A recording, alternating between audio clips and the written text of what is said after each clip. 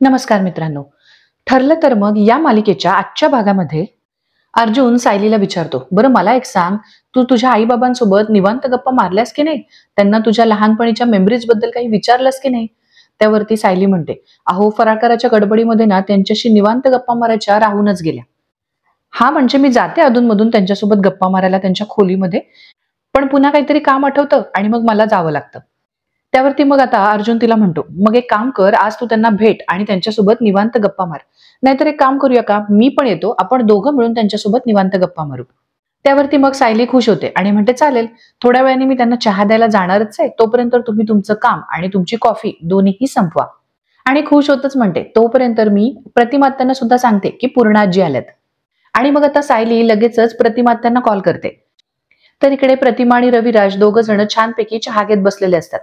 आता सायलीचा फोन बघून प्रतिमाच्या चेहऱ्यावरती लगेचच हसू येतं. ती फोन उचलते आणि म्हणते, बोल ग सायली. सायलीचा फोन आहे म्हटल्यावरती रविराजला सुद्धा आनंद होतो. तो म्हणतो, सायलीचा फोन आहे, तू पटकन स्पीकरवर टाक.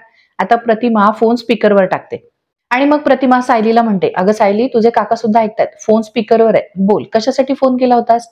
इकडून सायली म्हणते, अहो प्रतिमा आत्या, मला तुम्हाला एक आनंदाची बातमी द्यायची. पूर्णाजी माई मावशींकडून परत आल्यात आणि त्या आता आपल्यासोबत दिवाळी साजरा करायला आहेत.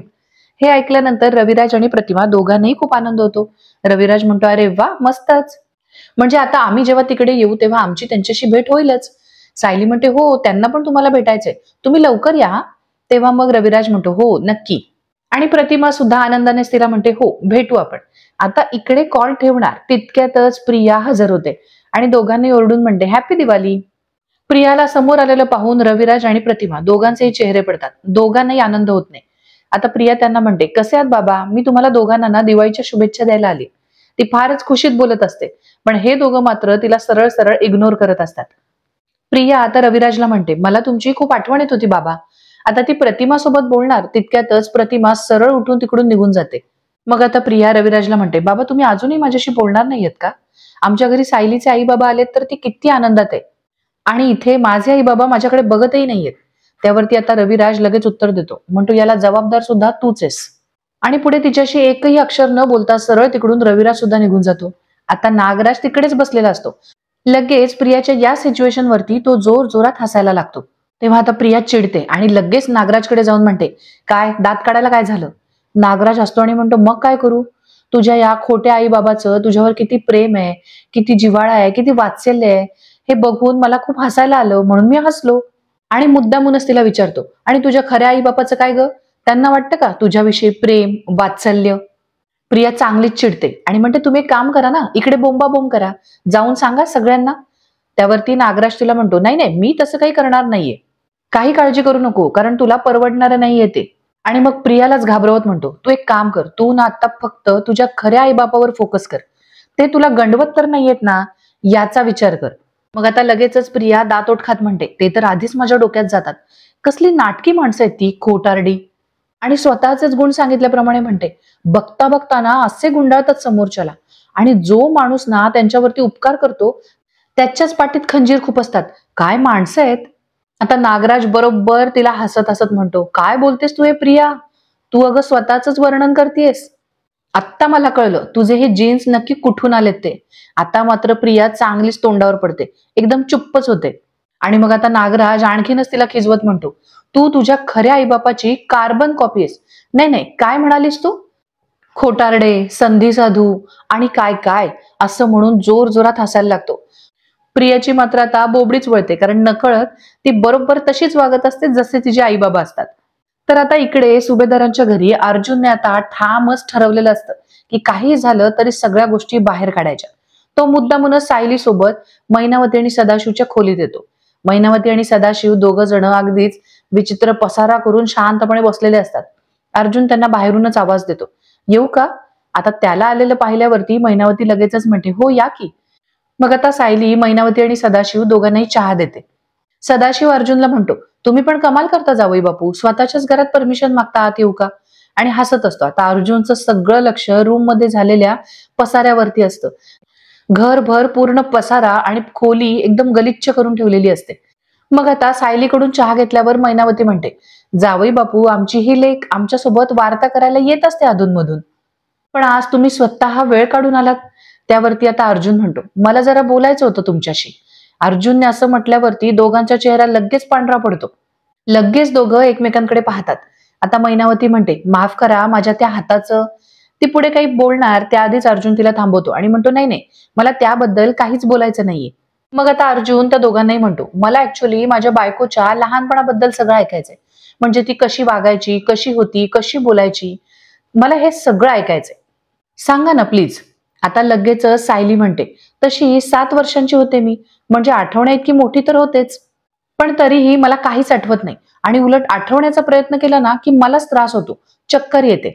हे ऐकल्यावरती सदाशिव लगेच म्हणतो, अरे देवा. आता सायली पुढे म्हणते, हो म्हणूनच तुम्ही जर माझ्या बालपणाबद्दल काही सांगू शकलात ना तर बरं होईल. कदाचित हा त्रास कमी होईल. म्हणूनच आज आम्ही तुमच्याशी बोलायला आलो. आता सदाशिवकडे हिच्या बालपणाबद्दल सांगायला काहीच नसतं. तो लगेचच म्हणतो, आता हिच्या बालपणाबद्दल काय सांगायचं हो. आणि मैनावतीकडे पाहतो. मैनावती लगेच त्याला म्हणते, अहो सांगा ना. त्यावरती सदाशिव म्हणतो, अहो हिचं बालपण म्हणजे तापच होता आमच्या डोक्याशी. मग आता लगेचच मैनावती म्हणायला लागते, अहो म्हणजे गल्लीतली सगळी पोरं हिच्याविषयी तक्रार घेऊन यायची आमच्याकडे, कोणाशीच पटायचं नाही हिचं. हे ऐकल्यावरती आता अर्जुन सुद्धा शॉक होऊन सायलीकडे पाहतो. सायली सुद्धा शॉक होते. पुढे मैनावती म्हणते, अहो म्हणजे कोणाचं चॉकलेटच खाऊन टाक, कोणाच्या टपलीतच मार, कोणाचं खोडरबरच टाक खिशामध्ये, अशा गोष्टी करायची. आता हे ऐकल्यावरती अर्जुन इशाऱ्याने सायलीला विचारतो, तू. आता सायली सुद्धा इशाऱ्यानेच म्हणते, मला काही आठवत नाही. पुढे सदाशिव सांगायला लागतो, अगं मैनावती, तुला आठवतं का आपल्या बाजूला ती कनपेटकर बाई राहायची. त्यावर मैनावती त्याला विचारते, कोण हो. आता सदाशिव तिला म्हणतो, अगं ती नाही का बुटुक्षी होती. त्यावरती सदाशिव म्हणतो, अहो जावई बापू, एकदा तर हिने ना ते काय म्हणतात ते च्विंगम, ते तिच्या डोक्यातच चिकटवून टाकलं. त्यावरती मैनावती सुद्धा म्हणते, होय ना. अहो बिचारीला केस कापायला लागले ना. आता या सगळ्या स्टोऱ्या ऐकून सायलीला सुद्धा आश्चर्य वाटत असतं आणि अर्जुनला सुद्धा आश्चर्य वाटत असतं. आता पुढे आणखीनच मैनावती सांगते, आणि तुला आठवतं का, एकदा तर ना हिने हिच्या मैत्रिणीच्या आईच्या पर्समधून 50 रुपये चोरले. आणि ती मैत्रीण आली ना भांडायला, तर हिने काय केलं, हिने त्या मैत्रिणीलाच बडवून काढलं. आता या सगळ्याने धक्क्यातच अर्जुन म्हणतो, अच्छा, म्हणजे चोरी मारामारी या सगळ्या गोष्टी सायली करायची. त्यावरती सदाशिव म्हणतो, हो तर. पण आता किती सुधारली माझी पोरगी, एकदम गुणी झाली. तेव्हा मग आता सायली म्हणते, हो कारण नंतर मी मधुभाऊंच्या संस्कारात वाढले ना, आणि ती पटकन बोलून जाते. पण बघा ना, हे सगळं ऐकताना मला बिलकुल त्रास नाही होते. आता सायलीने असं म्हटल्यावरती पुन्हा एकदा अर्जुनला संशय येतो. पुढे आता सायली म्हणते, उलट मला गंमत वाटते हे सगळं ऐकून, अजून सांगा ना पुढे काही. तेव्हा लगेच सदाशिव म्हणतो, हो तर सगळी गंमतच आहे. आता काय सांगायचं. आणि मग मध्येच आठवल्यासारखं म्हणतो, अरे हा, एकदा ना जावई बापू ही ना हिच्या दूरच्या मावशीकडे गेली होती आणि तिकडे लपंडाव खेळता खेळता त्या कपाटातच लपली. आता सदाशिव मैनावती पुढच्या पुढच्या स्टोऱ्या सांगायला लागतो. पुढच्या पुढच्या एक एक घटना तो अगदी रंगून रंगून सांगत असतो.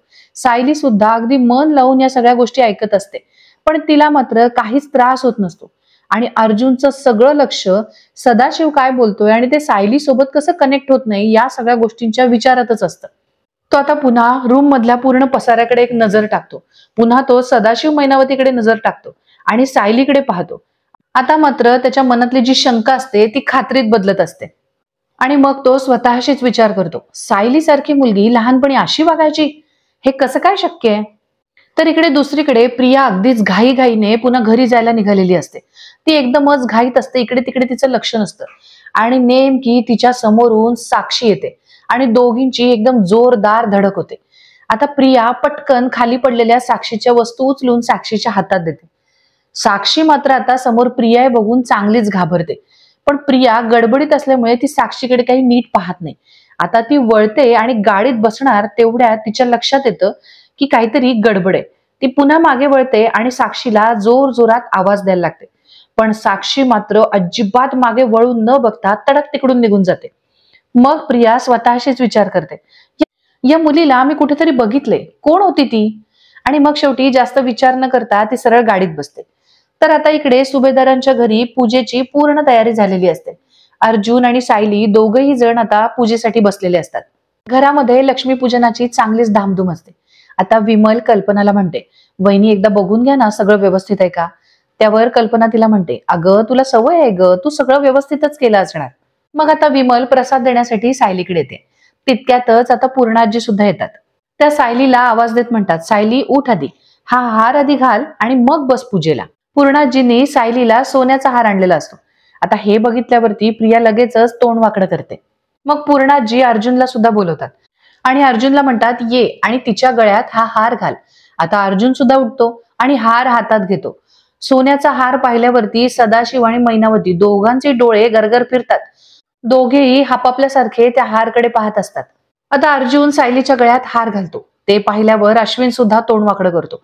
तर इकडे सदाशिव आणि मैनावती एकमेकांकडे बघून त्या हार बद्दल खुणवाखुणवी करत असतात. आता त्यावरती सायली नजरेनेच अर्जुनला विचारते कसा दिसतोय. अर्जुन सुद्धा तिला नजरेनेच म्हणतो छान दिसतोय. तर मग आता अस्मिता सुद्धा म्हणते सायली छान दिसतोय हार. लगेच अर्जुन म्हणतो नाही म्हणजे हार तर छान आहेच पण तो माझ्या बायकोने घातलाय ना म्हणून तो आणखीन छान दिसतोय. मग सगळे हसायला लागतात. आता पूर्णाजी म्हणतात बरं चला पूजा घ्या करून. आता सायली आणि अर्जुन पुन्हा एकदा पूजेला बसतात. मग आता सगळेच जण मिळून खूप छान पूजा करत असतात. सायली आणि अर्जुन लक्ष्मीपूजन करत असतात. पण प्रिया आणि अश्विन मात्र अगदीच वाईट टाकल्यासारखे कोपऱ्यात बसलेले असतात. दोघांच्याही चेहऱ्यावरती राग आणि वैताग एकदम स्पष्ट दिसत असतो. अस्मिता आणि विमल दोघेही सायलीला आणि अर्जुनला पूजेसाठी मदत करत असतात. आता पूजा व्यवस्थित झाल्यानंतर सगळेजण मनोभावे देवीला प्रार्थना करतात. त्यानंतर मग आता पूर्णाजी म्हणतात चला आता आरती करून घेऊया. मग आता सगळेच जण आरतीसाठी उभे राहतात. अगदी मनोभावे आरती सुरू असते.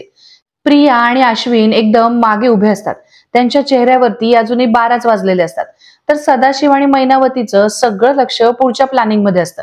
आता व्यवस्थित आरती पार पडल्यानंतर सायली सगळ्यांना प्रसाद देत असते. आता प्रत्येक जण आपापल्या गप्पांमध्ये मग्न असतो. सायली जाऊन अश्विन आणि प्रिया दोघांना सुद्धा प्रसाद देते. प्रिया तर अगदी पडलेल्या तोंडानेच प्रसाद घेते.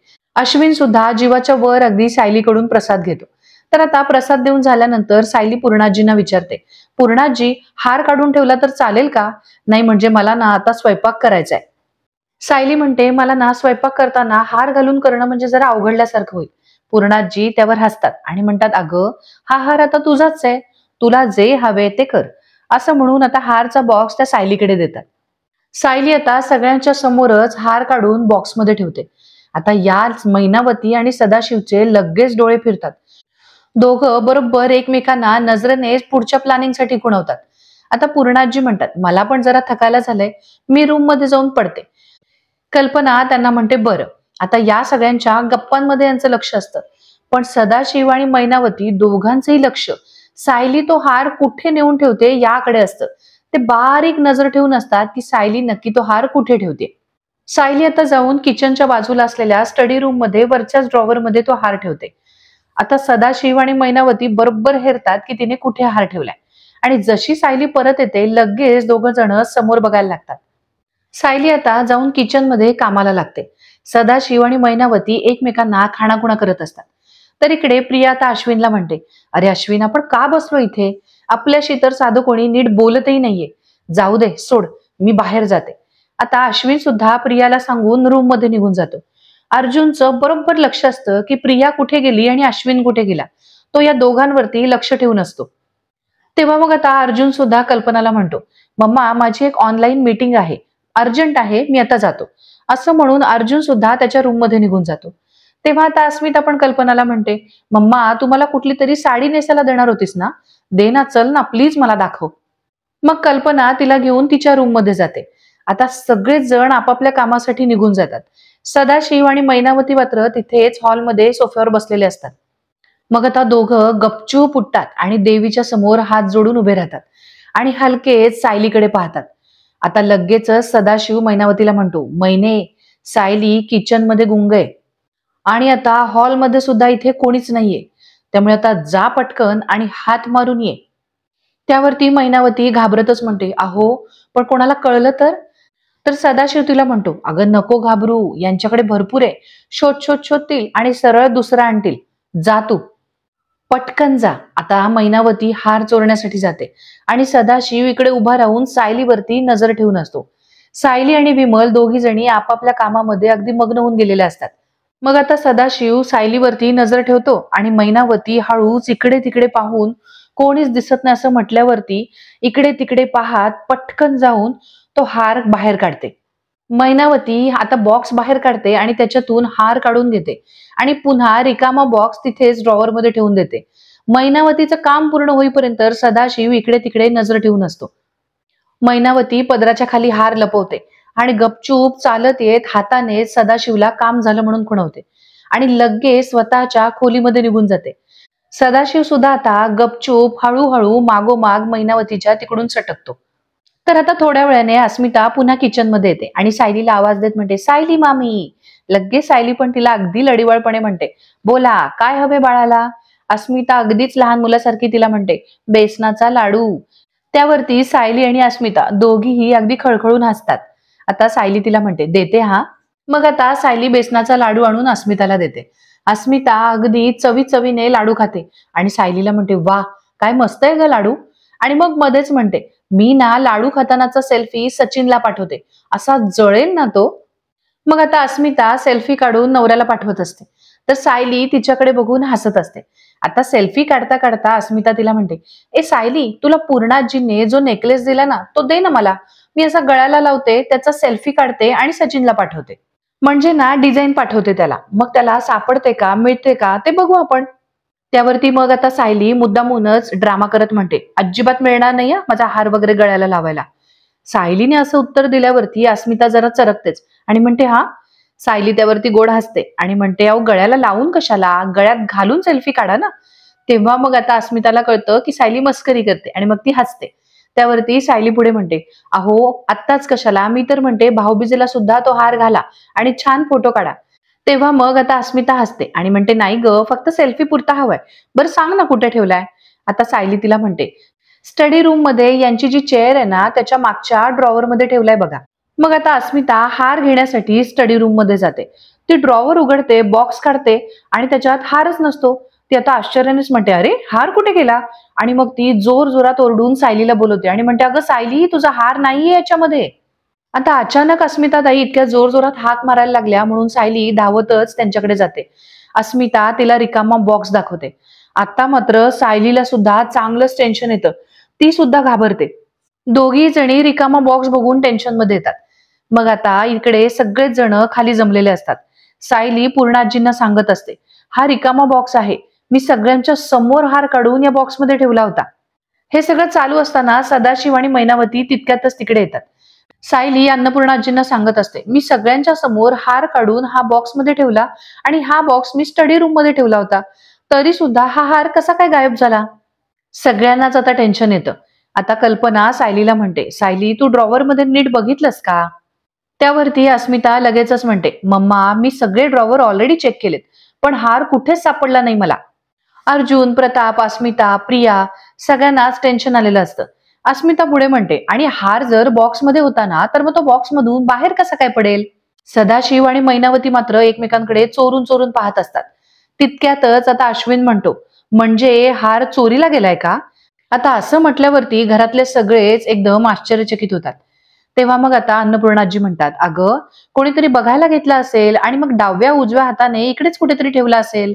मग आता अर्जुन पुन्हा सायलीला म्हणतो, सायली, परत एकदा नीट विचार कर, तू हार काढून स्टडी रूम मध्येच ठेवला होतास.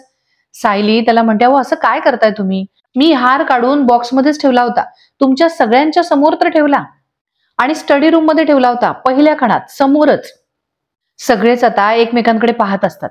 सदाशिव आणि मैनावती मात्र एकमेकांकडे पाहून नजर चोरून उभे असतात. आता त्यावरती कल्पना म्हणते, अगं सायली, मला काय वाटतं, हार ना बॉक्समधून बाहेर पडला असेल आणि असाच ड्रॉवर मध्ये कुठेतरी कोपऱ्यामध्ये अडकला असेल. त्यावरती आता अस्मिता वैतागूनच म्हणते, मम्मा, अगं मी सगळे ड्रॉवर व्यवस्थित चेक केलेत आणि मी तुला सांगितलं ना बॉक्स बंदच होता, मग तो हार ड्रॉवर मध्ये कसा काय पडेल. मी सगळीकडे शोधलंय, सगळ्या ड्रॉवर मध्ये शोधलंय, नाही सापडलाय मला तो. आता बरोबर पूर्णाजी म्हणतात, आणि आज बाहेरून घरात कोणी आलेलंच नाहीये, त्यामुळे तो हार बरोबर घरातच असायला हवा. तेव्हा मग आता अर्जुन म्हणतो, म्हणजे कुणीतरी मुद्दामून माझ्या बायकोला त्रास देण्यासाठी तो हार घेतला. आता सगळेच जण विचारात पडतात. तर पुढील भागामध्ये आता सगळ्याच खोल्यांमध्ये झडती सुरू असते. सायली आणि अर्जुन प्रिया आणि अश्विनच्या खोलीमध्ये झडती घेत असतात. तितक्यातच प्रियाच्या कपाटामध्ये अर्जुनला सायलीचा हार सापडतो. प्रियाच्या कपाटात हार सापडलेला पाहून अश्विन आणि प्रिया दोघांनाही जबर धक्का बसतो. तर आता हॉलमध्ये सगळे जमा झालेले असतात. सायली, अर्जुन, प्रिया आणि अश्विन चौघही आता बाहेर येतात. नंतर पूर्णाजी अर्जुनला विचारतात, काय झालं अर्जुन, अर्जुन बाहेर येऊन म्हणतो, जे वाटलं होतं तेच झालं. त्यावरती आता पुढे सायली म्हणते, म्हणजे माझा हार प्रियाच्या खोलीत तिच्या कपाटात सापडला. तेव्हा मग आता सगळेच प्रियाकडे पाहायला लागतात. आता मात्र प्रिया अगदीच गयावया करून खरोखर ओरडून सांगत असते, अगं ही शिक्षा मला नाही तर तुझ्या खोटारड्या आई बापाला व्हायला हवी. कारण हार मी नाही तर तिने चोरलाय. तेव्हा मग आता लगेचच सायली स्वतःच्या आईला बोलल्यामुळे चांगलीच चवताळते आणि अगदी धावूनच प्रियाच्या अंगावर जाते आणि म्हणते, प्रिया तोंड सांभाळ तुझं, नाहीतर. आणि असं म्हणून ती आता प्रियाच्या कानाखाली वाजवायला हात उगारते. अर्जुन तितक्यातच सायलीचा हात धरतो आणि जोरात झटकून तो खाली हात झटकतो. आता सगळेच जण अश्विनकडे पाहतच राहतात. तर मित्रांनो, आजचा भाग तुम्हाला कसा वाटला हे आम्हाला कमेंट करून नक्की सांगा आणि अशाच मालिकांच्या अपडेट्स करता आपल्या चॅनलला सबस्क्राईब करा. धन्यवाद.